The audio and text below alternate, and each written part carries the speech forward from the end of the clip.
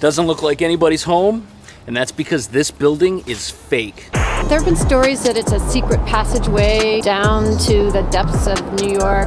Sometimes when you walk by at night, there's like a glow, it's like an orange glow. Many are calling this skyscraper the most terrifying building in the world. I've definitely heard that there's maybe some secret government stuff in there.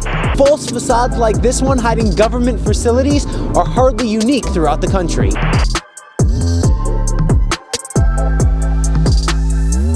Not everyone knows it's a fake building. I thought it was just a regular building. I mean, I come up the street all the time.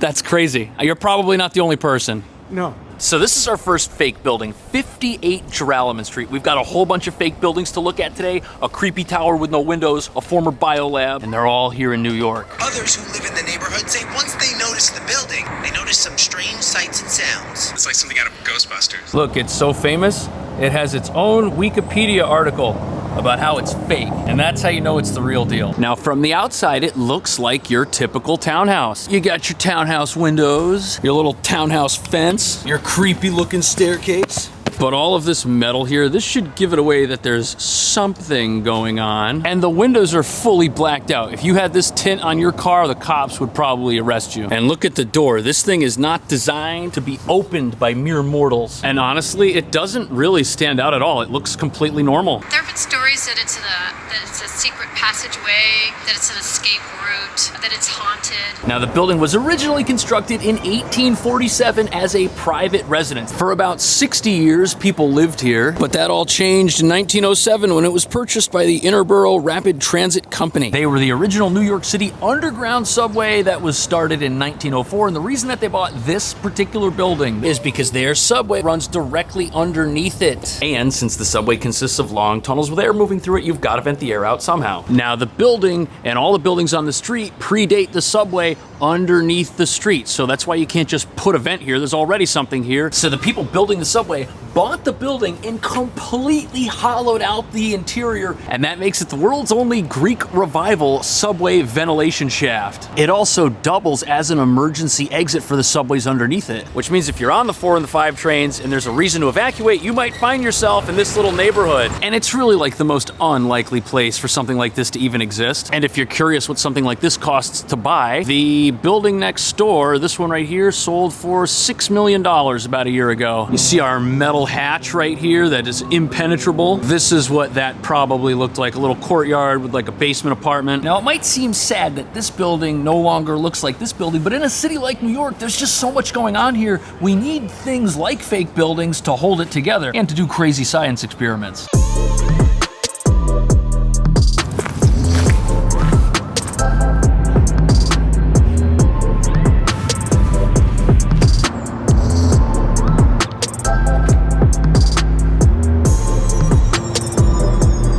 Does it still look like a biolab from over 100 years ago? Because that's what it was. This is the Strecker Memorial Laboratory. Now today, it's a fake building, but it used to engage in bacteriological research right here on Roosevelt Island. And an island is probably the right place for weird research that could, get out. You don't want it to get out. This could be like the X-Files, where if the infected bee stings you, something happens to you. It was built in 1892 as a laboratory for City Hospital. And the weird stuff that's in there now is definitely interesting. And apparently it had an autopsy room. Creepy. Right now I keep seeing these bizarre furnace things inside. Basement windows are blacked out. Can't see anything. Whoa, the side. It's looking real creepy. I hear like a lot of fans and stuff way up there. What's in here now? Yeah. I heard aliens. Oh.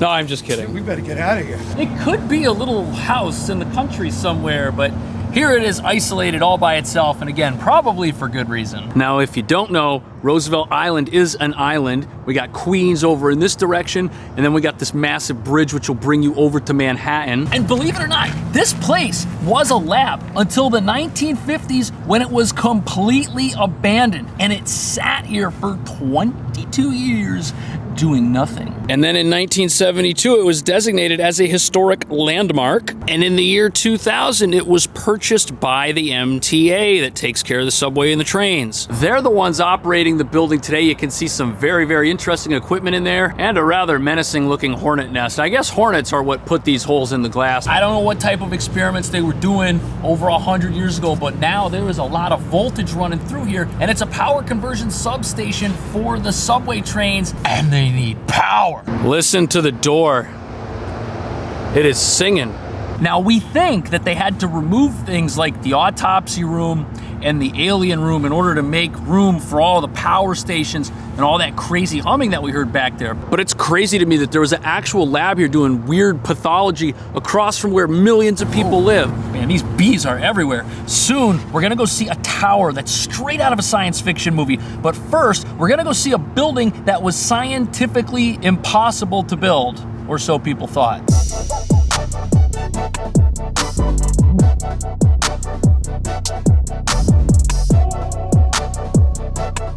Does this look like the site of our next secret building? It is, and it's a great place to hide something you don't want anyone to touch, and it's all the way out here in the middle of the river. We're standing on Pier 34 in Manhattan. Look at that view. You can also see the ESB and the Statue of Liberty. Look at how long this pier is. It goes all the way out, and you're probably wondering why there's a fake building in the middle of the river. Well, the reason that it's here is that it has to be here. It can't be on land because the thing that it does is under the water. We got a little security booth over here. Where are they going? What are they gonna do? Maybe they're gonna drive over here. You can't actually get to that side. That's like government only. This side people can walk on and fish on. That's what our friend is up to. But the reason this is here is because deep beneath the clear blue waters of the Hudson River is the Holland Tunnel. According to the map, it is directly below us at this moment. And at the time the tunnel was built, experts thought it was impossible to have a 2-mile long tunnel with cars and exhaust fumes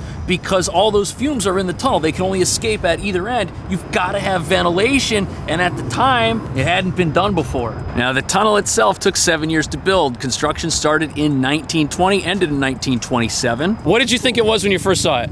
Oh, some kind of generator or some Okay. generator system. Or... Now, 100,000 cars a day drive into Manhattan. 34 million people a year make this trip. So the tunnel's a big deal. It's doing what it needs to do. But the only reason it can do that is because inside here we've got massive fans that force air into the tunnel and suck air out. And believe it or not, this is not the only fake tower over here. There's 4 of these. Half of them suck the air out, the other half force it in. You can see another one way over here on the New Jersey side. See it? Right down there. It looks exactly the same. What's crazy is these things are almost 100 years old and they're still ticking away doing their thing. And it was all done before computers. Paper and pencil is how we got the Holland Tunnel. And when you think about how critically important this piece of infrastructure is, you definitely don't want any unauthorized people inside of it. And look at these security gates. There's 2 sets of them, signs everywhere saying don't come in. Might be a police cruiser back there. There's also an ominous light on right there. That's a light bulb. But then look at that up there. They got satellite TV. And soon we're gonna go see the crazy skyscraper that has no windows and a hidden secret purpose. But it's important to understand that when the government wants to build a fake building, it doesn't always go as planned, and sometimes it ends in disaster.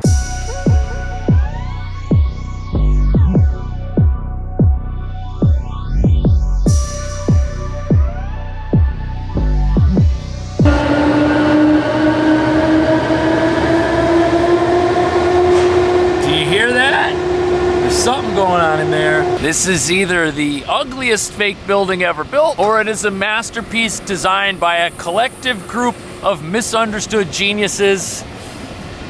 But the result is the same. Right now we're on the corner of Greenwich Avenue, and this is Mullery Square, and this building behind me is owned by the MTA. And I don't think they did a very good job of hiding the fakeness of this fake building. Like, look at this facade. No windows. It doesn't even extend to all sides. It's also incredibly noisy. There's a bunch of fans and vents in here that are related to the healthy functioning of the subway, which runs underneath the city. This thing is all vented vents and portals. Over here on the side, you can actually see a really big one. Now, part of the reason the design is so awful is because these fences, these were originally part of a very special 9/11 memorial, which was here in the square. But the MTA owns the square and the fence was just there to protect it. Here's an image of the fencing before the building was here. Those pieces of the fence are what you see on the outside of this superstructure. Now, the purpose of a fake building is to blend in with the surrounding area so that residents don't notice and so that it doesn't bring down property values. But to me, this just looks like an unfinished disaster. And what's also strange is even though this is a new vent station, underneath it, there aren't really any new trains. We've got the same subway lines under it that we had before it was built. And the construction of this thing was highly contested. There was a lot of back and forth between local community boards, historical preservation groups, and the city, which owned the property, to try to come up with something that made everybody happy. And I don't know, does this make anybody happy? What is nice is that they kept pieces of the original fence and some of the original memorial artwork. It was called Tiles for America. But the next place we're looking at is highly secretive and is the subject of many conspiracy theories.